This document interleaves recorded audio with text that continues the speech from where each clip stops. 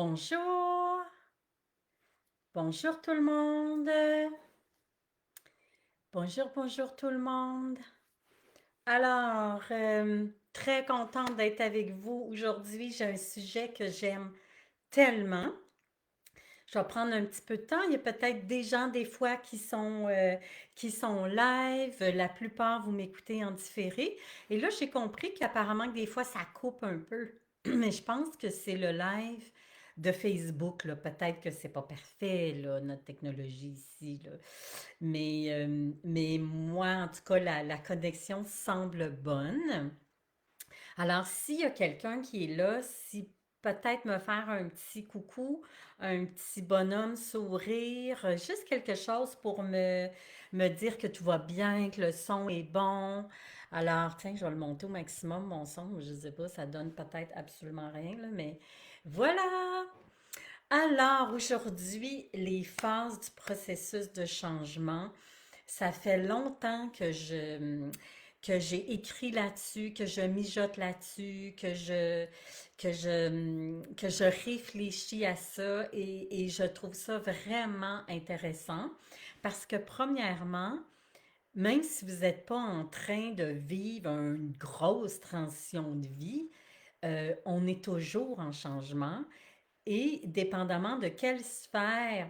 Oh, allô Julie, merci, merci, tout fonctionne super, c'est gentil.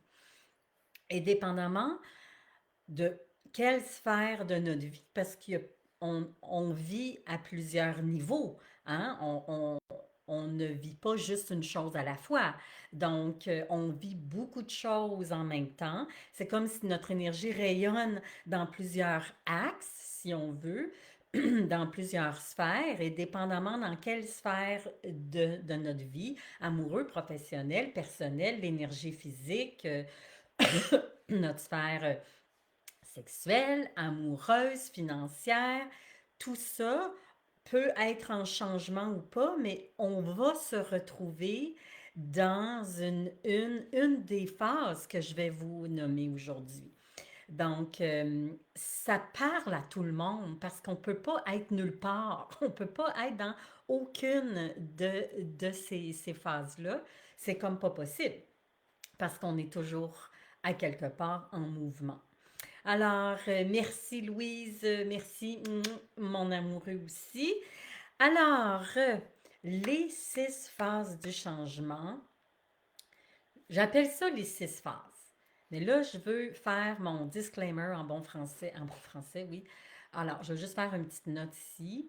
Ce n'est pas 6 phases étudiées à l'université, ce n'est pas un rapport scientifique.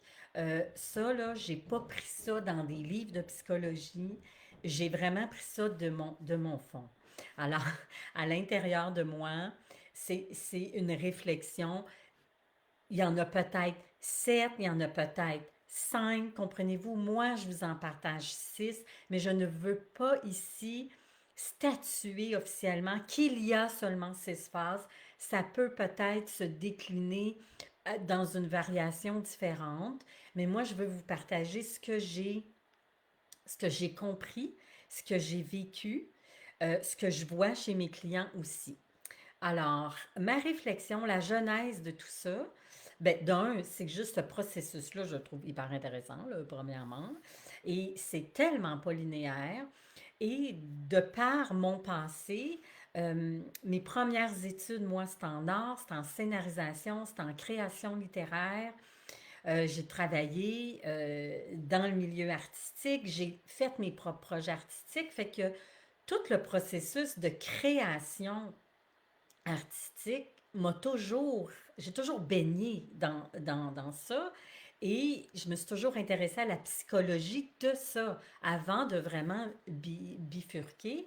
Donc déjà, j'avais tenté le terrain, si on veut, et ça me fascinait.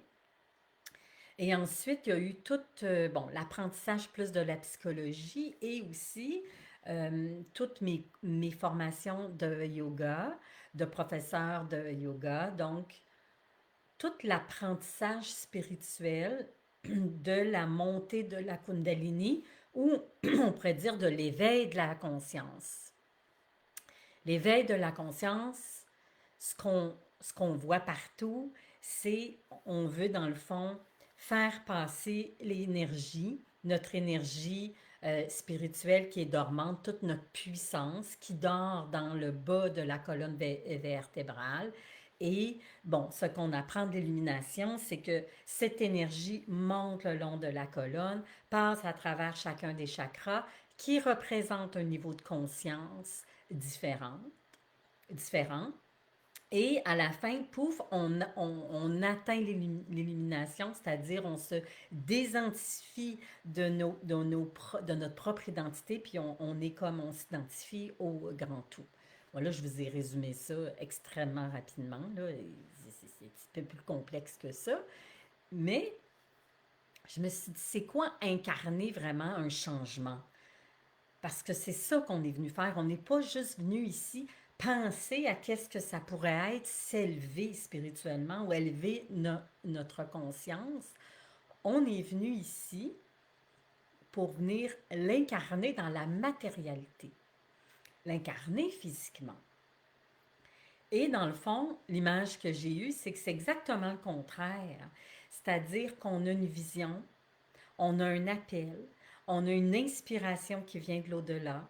Tranquillement, ça descend dans notre corps et on vient l'intégrer physiquement et on ramène cette inspiration-là sur la Terre à travers différents niveaux de conscience. Fait que c'est ça qu'on va aller regarder ensemble. Alors, 6 phases, comme je vous dis, il y en a peut-être 5, il y en a peut-être 7, il y a peut-être d'autres mondes qui vont décliner ça de façon différente. Voici ce que moi je vous partage. La première phase, ben, c'est le début. J'appelle ça l'appel de l'âme ou la fin de plus grand. Avoir faim de quelque chose qui est plus grand. Et là, dans cette phase-là, ça se peut que vous soyez là-dedans, comme je vous dis, par rapport à une sphère de votre vie et pas dans une autre. Mais quand on est dans cette première phase-là, on est dans la phase inspiration, la phase vision. On est dans qu'est-ce que j'ai besoin pour grandir et évoluer à cette étape-ci de ma vie. Souvent, c'est l'âme qui cherche à grandir, qui cherche à évoluer. Il y a une partie de nous qui veut s'élever. Il y a un désir de se hisser à un autre niveau, soit un autre niveau de bien-être, un autre niveau de bonheur, on pourrait dire, ou de satisfaction. Tu sais, j'aime mieux dire satisfaction que bonheur, parce que c'est quoi du bonheur? Tu sais, c'est tellement éphémère, mais on peut se sentir satisfait, on peut se sentir fier, on peut vouloir, euh, on peut vouloir quitter aussi une certaine souffrance ou un certain mal-être. Donc, c'est un peu ça, aller vers un nouveau niveau de satisfaction. On veut peut-être juste évoluer au niveau de notre cheminement spirituel. On veut peut-être avoir plus d'argent, peut-être une plus grande réussite au niveau professionnel aussi. On veut peut-être avoir de meilleures relations amoureuses, améliorer quelque chose en soi. Alors, bref, on est dans l'âme veut quelque chose de plus, veut grandir, évoluer, s'émanciper, rayonner de façon plus large. Et c'est notre nature. C'est notre nature. C'est notre nature profonde. Ce n'est pas notre nature profonde de faire du surplace puis du statique. Pas du tout. Alors, c'est quelque chose qui va revenir de façon régulière. Et malheureusement, il y a quand même des gens qui vont stopper net là. Parce qu'ils peuvent se dire, je ne peux pas, c'est trop difficile, je ne sais pas comment, je n'ai pas le droit, blablabla, blablabla. Donc, malheureusement, des fois, on appelle ça des rêves qui sont tués dans l'œuf à quelque part. C'est l'œuf ne peut même pas grandir, il ne peut pas éclore. Donc, on est dans la permission de rêver. Et pour certaines personnes, c'est un défi en soi. Pour d'autres personnes, c'est extrêmement facile. euh, ils voient très grand, très rapidement, très facilement, mais pour d'autres, il y a déjà une espèce de senseur intérieur, ou j'appelle ça comme des fois un corbeau noir sur son épaule, qui parle à la conscience de la personne et qui dit, ben voyons donc, tu peux pas vouloir ça, c'est pas correct, t'as pas le droit, pour qui tu te prends de vouloir ça, tu. Voyez-vous le genre, là, cette espèce de voix négative qui rabaisse et qui vient fermer les portes des possibilités que l'âme ou l'énergie ou que la personne ou le cœur ou le ventre de la personne a envie d'ouvrir et de défoncer. Alors, il peut, euh, il peut avoir un certain frein à ce niveau-là et il peut avoir toutes sortes de freins dans je ne sais pas comment y arriver, ça n'a pas d'allure, etc., etc. Et cetera. Et souvent, ce qu'on veut le plus, c'est ce qui nous fait le plus peur. Donc, la peur et les émotions négatives peuvent côtoyer le rêve en même temps et ça peut être un frein des fois aussi, automatiquement. On peut comme juste arrêter de rêver ou de se permettre au moins de se laisser inspirer par cette vision-là parce que là, oups, il y a des émotions négatives qui viennent se mêler à ça, ce qui est normal. Deuxième phase. Alors, je vais aller rapidement. Il est déjà les 13. Bien, rapidement. Bon. De toute façon, je vais décortiquer ça dans les autres lives, je pense. Bref, la deuxième phase. Alors là, on a rêvé, on a une idée. Disons que là, on se dit, OK, euh, euh, je sais pas, moi, par exemple, à un moment donné, je me suis dit, je veux faire mes propres projets de chansons. OK, bon, c'était gros, là. Donc, ensuite, j'appelle ça le coming out. Alors là, hein, la première, c'est l'inspiration. C'est comme si je le vois au niveau du septième puis du sixième chakra, à quelque part. On voit autre chose. On ouvre notre façon de percevoir. Maintenant, on arrive au niveau du chakra de la gorge, qui est notre chakra de l'authenticité, de la vérité, de l'expression et de la créativité.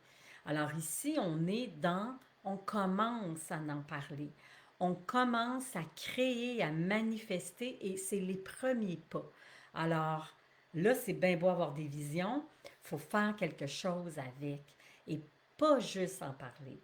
Mais on est ici dans les débuts hésitants. On est dans la quête exploratoire.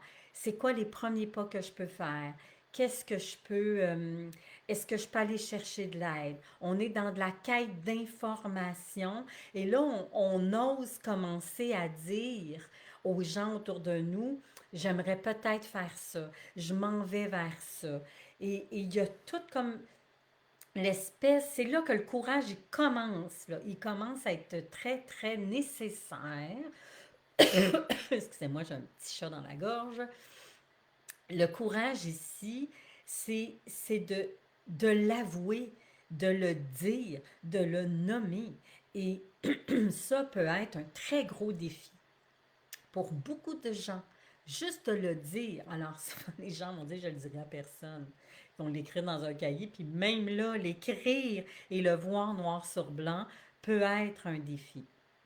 Alors, dans cette étape-là, c'est le défi, c'est d'officialiser en quelque sorte le mouvement qu'on veut faire, le rêve qu'on a envie de manifester. Ici où il faut faire attention, c'est à quelque part, de ne pas jeter la perle au pourceau. C'est-à-dire j'adore cette expression, c'est-à-dire de bien choisir à qui on offre cette, c'est comme un bijou précieux. Le rêve, il est comme une petite pépite d'or ou un petit diamant, une petite perle qu'on doit chérir et qui est très fragile. Alors, on est dans des débuts fragiles et il faut faire attention à qui on partage ça pour pas qu'on partage ça à des gens qui ne comprennent pas ce qu'on est en train de faire et qui ne seront pas aptes à nous supporter et à comprendre la beauté, la fragilité et la sensibilité de ce moment-là. Alors, on peut peut-être, par exemple, dire à quelqu'un, ben, j'ai envie de faire ça, j'ai envie de m'exprimer à travers la chanson. Je vais prendre mon propre exemple, là. C'est comme facile parce que c'est en dedans de moi, là, c'est vécu. C'est tellement facile de gorocher ça à quelqu'un qui va juste dire, ben voyons donc, ça n'a pas d'allure, tu n'as jamais fait ça de ta vie. C'est pas viable, les gens ne vivent pas, c'est dur ce métier-là, ou c'est dur faire ça, ou t'es sûr que tu veux faire ça, ça n'a pas rapport. Pourquoi tu étais si bonne dans ce que tu faisais? Donc, les gens peuvent nous casser notre aide sans s'en rendre compte, sans mauvaise intention du tout. Mais il y a une grande fragilité où il y a une protection à avoir. Et aussi, les gens peuvent projeter leur propre négativité sur nous. Alors, vaut mieux protéger. C'est comme une petite perle, là. Tu sais, elle est dans une huître. Bon, l'huître, il faut l'ouvrir. Sinon, nous n'avançons pas. Mais on peut décider à qui on partage ça. Alors, j'aurais plein d'autres choses à dire, mais je vais m'en garder pour une autre fois. Coudon, coudon. C'est un. Ça reste un trait. Ça reste une étape super importante, super cruciale, parce que c'est vraiment la phase d'incertitude. Et là, un autre frein, il faut faire attention, c'est de ne pas chercher des garanties ou des certitudes, parce qu'il n'y en aura pas à cette étape-ci. Il n'y en a pas. Et il faut accepter d'avancer sans garantie. Juste être en mouvement. En fait, il n'y en a jamais d'incertitude. Mais par rapport à nous et ce qu'on veut, il y en a encore dans cette phase-là et c'est normal. C'est pour ça qu'il faut aller explorer pour que ça se clarifie en fait en nous. Alors, troisième phase. Troisième phase. On arrive dans une des phases. Ben, je vais dire ça à chaque phase. À chaque fois, je vais dire c'est la plus importante. Mais une des phases quand même importantes, qui est le cœur du changement. Et on arrive aussi, si on regarde le principe que j'ai fait ou la vision un peu que j'ai eue, là, que ça, c'est dans le fond, au lieu que ce soit la montée de la conscience, c'est descendre la conscience dans le monde physique. On arrive dans le cœur. Et là, j'appelle ça la grande bascule ou le switch en bon français. Alors, quand on arrive ici, on a eu notre vision, on rêve à quelque chose, on a osé en parler, et là, ça se peut que la phase exploratoire ou la phase justement de commencer à faire des premiers pas nous rebute, nous, ça se peut aussi qu'on ait peut-être quelques déceptions, des ajustements à faire. Encore une fois aussi, peut-être une vision négative et différente de notre entourage. Bref, on s'est peut-être coltaillé à quelques épreuves déjà. Et là, quand on rentre dans le cœur, c'est vraiment la phase de la vérité du cœur. Et là, souvent, c'est qu'il n'y a plus de doute possible et on rentre dans une compréhension émotionnelle de ce qu'on veut vraiment. Alors, on rentre dans je ne peux plus me cacher à moi-même que c'est ça que je veux. C'est plus fort que moi. Ma vérité veut ça. Mon âme veut ça. C'est ça que je veux, coûte que coûte, qu'importe les vagues autour de moi, qu'importe le prix à payer. Là, on rentre dans c'est plus fort que moi, je veux ça. Et souvent, c'est suite à une déception, suite à un tiraillement intérieur, à une lutte intérieure. Et là, tout d'un coup, il y a comme quelque chose qui lâche, il y a des doutes qui lâchent, il y a l'incertitude qui lâche. Et là, c'est tant pis, c'est ça. Et je suis prête à perdre ce que j'ai à perdre. Je suis prête à faire ce que j'ai à faire, mais je ne peux plus me cacher ma propre vérité. Et Et cet espace-là est vraiment crucial. Et c'est un espace où, les doutes s'en vont. Là, c'est plus peut-être, j'ai-tu le droit, peut-être. C'est comme, c'est ça. C'est ça que je veux, puis rien d'autre. Puis là, je négocie plus avec personne et surtout pas avec moi-même. C'est la fin de la négociation avec soi et on rentre dans une grande force intérieure. Alors ça demande beaucoup de courage. Il y a souvent des illusions qui tombent. On se rend compte des deuils qu'on a à faire. On se rend compte du chemin qu'on a à faire aussi. Mais c'est comme un espace de certitude profonde. Et souvent, chez mes clients aussi, ce que je ressens, c'est que depuis, mettons, quelques semaines ou quelques mois, ils parlent de ce qu'ils veulent faire, ils parlent de leur réalisation, de leur cheminement. Et là, tout d'un coup, c'est comme s'il y a quelque chose qui casse. Et là, ils le vivent. Ils vivent émotionnellement tout ce dont ils ont parlé, conscientisé. Et là, ça devient vrai. C'est comme si tout d'un coup, les mots ont moins de valeur. On a moins besoin de l'exprimer, de se l'expliquer, de l'analyser. On le vit. Et là, ça devient, c'est ça qui se passe. C'est ça que je veux. Je n'ai aucune explication à donner. C'est du ressenti pur. Alors, on est vraiment dans une forme de force, solidité, mais il y a aussi de l'inconfort émotionnel ou en tout cas, il y a une charge émotionnelle. OK? Ça peut être beaucoup moins inconfortable pour d'autres. Hein? Certaines personnes trouvent ça difficile, mais il y a une charge. On le vit dans nos cellules, là, ce qui se passe. C'est un point tournant. Alors, quatrième phase, on descend au niveau du plexus solaire et là, on arrive ce que j'appelle dans la phase de la déconstruction. Tu sais, au niveau du plexus solaire, là, on est dans le feu. C'est l'élément feu qui est l'élément transformateur. Hein? Le feu transforme le bois en cendre. Donc, c'est vraiment l'élément qui transforme une matière en une autre. Donc, le gros de la vraie transformation, là, tu sais, la zone de transformation que je parlais cet automne et que j'aime donc parler, c'est là que ça se passe. Alors là, on est dans la zone de déconstruction, on est dans la traversée du désert aussi, on peut l'appeler comme ça, ou la zone de transformation. Alors ici, c'est là qu'on s'est dit, moi c'est ça que je veux, coûte que coûte. Ben c'est là qu'il faut prouver qu'on est prêt au coûte que coûte et qu'on avance malgré tout. Et c'est là qu'on fait de grands deuils de ce qu'on avait avant.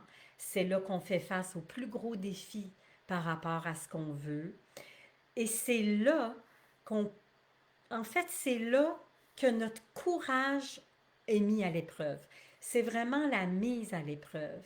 Alors, si je dis, moi, je veux faire mes projets de chansons, ben, est-ce que là, je suis prête peut-être à avoir moins de revenus pendant un certain temps, à lâcher mon travail, à aller de l'avant?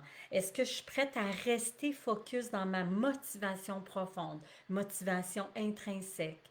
Est-ce que je suis prête à investir? Est-ce que je suis prête à déménager? Est-ce que c'est là qu'on est confronté vraiment à la réalité et que nous sommes toujours un peu soumis à la tentation de laisser tomber l'appel du cœur et de retourner vers des satisfactions beaucoup plus superficielles, mais qui vont nous amener une satisfaction rapide.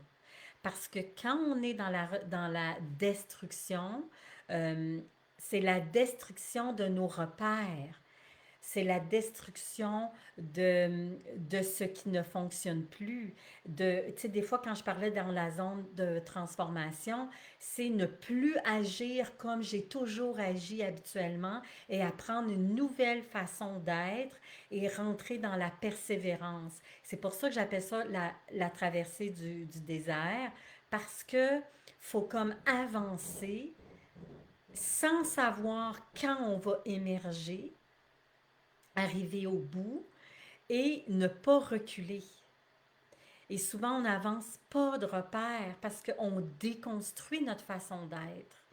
Donc, ça demande beaucoup de persévérance, de détermination. Euh, euh, on peut avoir l'impression dans cette phase-là que tout fout le camp, que notre vie a comme pas de bon sens, que qu'est-ce que j'ai fait, pourquoi je fais ça là déjà, tu sais quand on est dans, voyons, pourquoi je me donne tout ce trouble là, tu sais, mon Dieu, euh, dans quelle galère me, me suis-je embarquée, à quoi ça sert, ça serait tellement plus facile si j'aurais donc dû garder tel job. Pourquoi je quitte tel conjoint, c'est bien compliqué. Pourquoi déjà, là, je veux comme me lancer tel défi. On est là, parce que ça demande du feu intérieur. C'est l'élément feu qui est là. Alors, c'est des efforts soutenus. Il y a beaucoup euh, il y a beaucoup de tentations sur le chemin, de se laisser tomber aussi. Donc, il faut avoir vraiment le cap bien aligné. Alors, voilà, on est vraiment dans la chute de l'ego ou la chute de quelque chose aussi. Alors, je regarde l'heure, les petits commentaires. Bon, hey, 28, OK, il reste deux phases, quand même. C'est ça? Oui. Un, 2, 3, 4. OK. Ensuite, on a émergé du désert, phase 4. On a émergé du brouillard et là, on rentre dans la phase de reconstruction. Alors ici, on arrive là, puis le feeling, c'est le soulagement. C'est comme si en plein désert, il y a un oasis et là, on rentre dans oh oh my God, que je suis fière de moi. On rentre dans la phase de soulagement, de fierté de soi. On se dit, j'en reviens pas que j'ai eu la force de traverser ça. Je suis tellement content, je suis tellement fière. On est dans la renaissance, un peu un feeling de renaissance. On pourrait l'appeler comme ça. Tu sais, c'est la reconstruction, mais c'est une forme de, de nouveaux repères, mais que là, on fait, mais oh, j'aurais jamais pensé que ça pourrait être aussi beau, aussi agréable, aussi bon. Je suis tellement fière de moi. Là, on arrive au nouveau niveau de satisfaction ou de conscience ou de plaisir ou de bien-être. Puis là, on fait waouh, j'y suis arrivée. C'est un peu ce feeling-là. Et on est dans une phase où il y a beaucoup d'apprentissage à faire. Parce que là, oui, on arrive, mais on arrive comme un débutant. On est au début d'une nouvelle phase et là, on peut se sentir pas très bon parce qu'on est au début. C'est comme si on vient de graduer, là. Tu sais, on n'est plus au cégep, on arrive à l'université, mais là, on est le newbie à l'université, on n'est pas au doctorat, là. On commence. Donc, c'est tout nouveau, tout beau, mais il y a beaucoup de nouveaux apprentissages. Donc, il faut rester quand même très réceptif. Il ne faut pas se mettre la barre trop haute. Il faut être patient. Euh, et il faut souvent, et je le vois chez mes clients beaucoup, je le vois chez moi bien évidemment, souvent aussi, il faut faire face à des petites désillusions. Du style, lorsqu'on est dans la traversée du désert, on se dit quand je vais arriver de l'autre bord, maudit que je vais être bien. Puis je vais être bien tout le temps. Ça n'arrive jamais, cela. Alors, la vie, ça bouge, c'est des vagues. Donc, souvent, quand on arrive dans cet espace-là, on dit, ben là, j'ai tout mis en place, j'ai créé du changement, donc je devrais être toujours un peu heureux. Et je n'ai plus à travailler, ou je n'aurai plus d'émotions inconfortables ou négatives à vivre. Et souvent, c'est une désillusion quand on arrive là. Les gens se disent, ben là, j'ai une nouvelle relation. Ben là, j'ai enfin atteint mon rêve. Je devrais être toujours contente. Ben non, non. Parce que des nouveaux défis. Et qui dit défi dit émotion inconfortable. Aussi, ça vient avec. Donc, souvent, les gens peuvent faire, ouais, je pensais que ça serait plus facile. C'est l'étape quand même où il y a de la facilité, mais il y a surtout beaucoup de fierté de soi et de satisfaction, mais il n'y a rien de statique. Alors, il y a cette petite illusion-là que quand je serai plus mince, plus riche, plus ci, plus ça, je serai heureuse. Il faut déconstruire ça. Puis c'est dans cette phase-là que ça se vit. Alors, sixième étape, ça c'était la cinquième. Alors, sixième étape, on va faire mes doigts cohérents avec ma bouche. Alors, sixième étape, on arrive dans le chakra racine, ou en fait, c'est comme la descente là, de la conscience.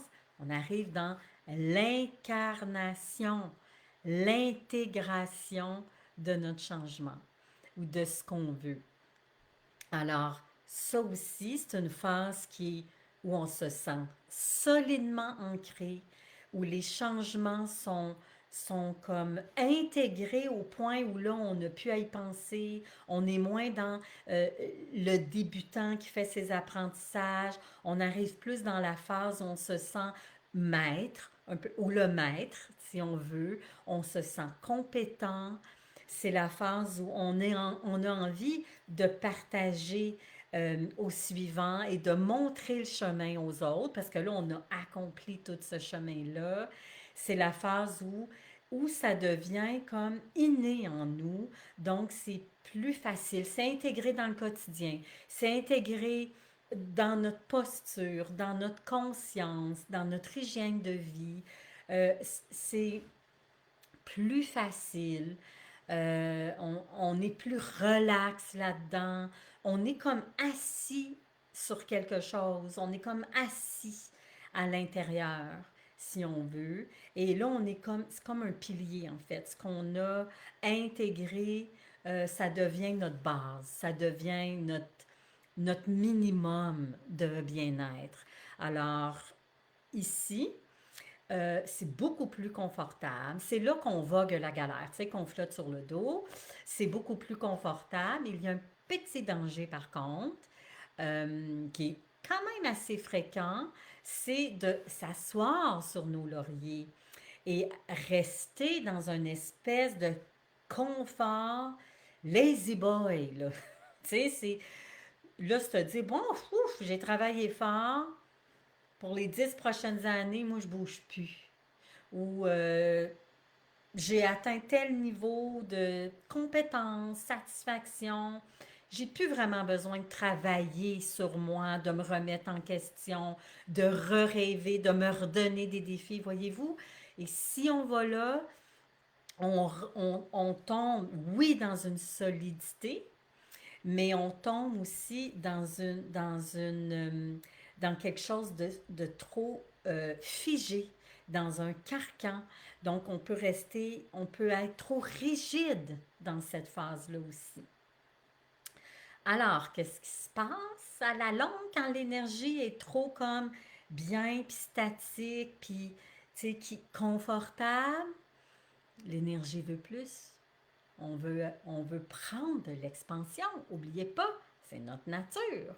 Donc, l'âme veut plus et le retour à la première phase, on se dit, hmm, qu'est-ce, quelle partie de moi a envie de s'exprimer d'une autre façon? Quelle partie de moi maintenant a besoin, a faim de plus grand? Et, et ça recommence et la roue recommence. Alors, voilà pour les 6 étapes. Je vais aller vous lire. Mélanie, oui, many times des changements dans ma vie. Les ajustements ne sont pas toujours ça, c'est certain. Still struggling a lot from my last one and struggle. Ben oui, ça fait partie du. Ben oui, bien sûr. Plus on vit des changements, de façon régulière ou des changements importants, bien, tous ces défis-là sont plus vécus ou sont à l'exponentielle, si on veut. Hein? Alors, pour faire suite à ce commentaire-là, ma question d'aujourd'hui, ou mettons mes deux questions aujourd'hui, en ce moment dans votre vie, vous vous sentez où? Choisissez soit une phase de votre... Vous pouvez choisir comme un axe de votre vie ou une sphère. Pas une phase, une sphère X. Et vous, celle qui peut-être demande plus votre attention et votre amour en ce moment dans votre vie. Et vous dire, ben j'en suis où? Tu sais, je suis où là-dedans, là? Ça ne peut pas être nulle part. C'est comme pas vraiment possible. Donc, je suis où? Et quels sont mes propres défis en ce moment? Qu'est-ce qui... Là où ai-je besoin de porter mon attention, mon amour? C'est où j'ai besoin de peut-être d'aide, d'explorer, de mieux comprendre. Où suis-je en train peut-être de stagner en ce moment? Allez voir c'est quoi les apprentissages et les défis que vous avez à vivre en ce moment selon la phase où vous êtes. Alors, vous pouvez aller voir aussi dans 3, 4 phases de votre sphère de votre vie, puis vous amuser à dire, ah, je suis où, tu sais, dans cette espèce de cycle-là. Comme moi, une phase de ma vie, c'est clair où je suis, là. C'est clair que je suis en mouvement, il faut que je manifeste, ta, ta, ta. D'autres phases de ma vie, je suis ailleurs. Je, une autre phase de ma vie, une autre sphère de ma vie, je me mélange, où je suis dans de quoi ai-je faim maintenant? Là où je veux aller plus grand, je suis comme au début. Alors, vous pouvez aller voir dans une sphère importante de ma vie, en ce moment, la vie c'est au présent, quel est mon défi? Quel est mon défi? Quelle est ma phase d'apprentissage en ce moment? Alors, merci beaucoup pour celles qui sont présentes. C'est très apprécié. Mélanie, j'appellerais ça transition pour une situation meilleure. Exactement. Le but, c'est améliorer quelque chose. Exactement. Exactement. Alors, pour ceux et celles qui écoutent en différé, j'aimerais, en fait, pour tout le monde, si vous pouvez m'écrire, ça serait bien d'écrire, peut-être, je vous invite, moi, en ce moment, je suis dans telle phase et mon défi, c'est ça. Alors, c'est toujours inspirant, c'est le fun de s'encourager aussi. Alors, voilà, voilà, voilà. Je vous invite à continuer à me suivre. Je suis sur Instagram, hein, il y a du contenu exclusif là aussi. Je vous invite à me suivre et ça sera un rendez-vous dans 2 semaines. Je ne sais pas exactement la date là. Et je pense que je vais aller décortiquer chacune des phases. En tout cas, quelque chose comme ça. Et j'espère que ça vous a nourri. J'ai malheureusement, ben oui, regarde, voilà, je me suis excitée un petit peu. Je savais que c'était bien du stock. J'ai dépassé 10 minutes. Je m'en excuse, mais c'est pas grave. C'est du gros bonbon, en tout cas pour moi. Alors, je vous embrasse et au plaisir de vous lire, grand plaisir de vous lire. Au revoir.